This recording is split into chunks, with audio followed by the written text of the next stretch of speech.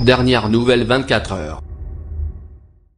02 minutes. Nicolas Hulot, le ministre de la Transition écologique et solidaire, tenait ce mercredi après-midi une réunion cruciale à la préfecture de Nantes. Sébastien ORTOLARE. Après la phase évacuation-destruction des squats, la carte Nicolas Hulot. Le ministre de la Transition écologique a tenu une réunion cruciale ce mercredi à la préfecture de Nantes avec une délégation des zadistes puis des élus et organisations agricoles. Au moment où le Premier ministre, Édouard Philippe, rappelait, interpellé à l'Assemblée sur la situation complètement enlisée, dans la ZAD de Notre-Dame-des-Landes, que force doit rester à la loi, et que tous les occupants illégaux, qui ne régulariseraient pas leur situation d'ici au 23 avril, devraient quitter les lieux.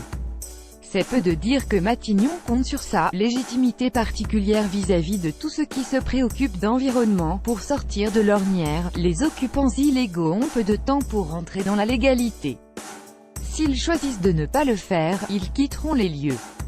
Nous procéderons exactement comme je l'ai indiqué en janvier, j'ai répondu sur Notre-Dame-des-Landes @assembléena, pic.twitter.com/gigbmf2pr, Édouard Philippe @ephilippepm, 18 avril 2018. Pesant chacun de ces mots, Nicolas Hulot a estimé après la réunion que les zadistes n'ont pas d'autre issue que de saisir la main que leur a tendue le gouvernement dès janvier, et glissé aussi, dans un souci d'apaisement, que l'expression, la plus souvent prononcée, de part et d'autre, durant la réunion, était « le sentiment de tristesse, de gâchis que j'espère provisoire, plus grand que diaporama Notre-Dame-des-Landes, 50 ans de bras de fer ». Il a aussi rappelé que « la jeunesse du combat des zadistes était de s'opposer à la construction de l'aéroport de Notre-Dame-des-Landes pour préserver des terres agricoles, des zones humides et la biodiversité ».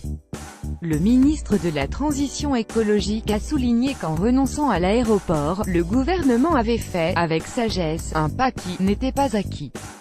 Il faut peut-être cesser un combat que l'on pense avoir gagné, a-t-il fait valoir, demandant aux zadistes de ne pas entrer dans la spirale de la violence. Ne confondons pas écologie et anarchie, formulaire à remplir. Nicolas Hulot a redit que les zadistes devaient remplir individuellement, c'est un des points de friction, un formulaire avec leur identité et formaliser à minima leur projet agricole. Le gouvernement a fait l'essentiel, a-t-il conclu. Si de surcroît, on peut générer collectivement des projets d'avenir avec des modèles agricoles innovants, on peut sortir par le haut. Si la délégation de zadistes a estimé en sortant que les lignes n'ont pas bougé, elle devait réunir dans la soirée les occupants de la ZAD pour décider de la suite.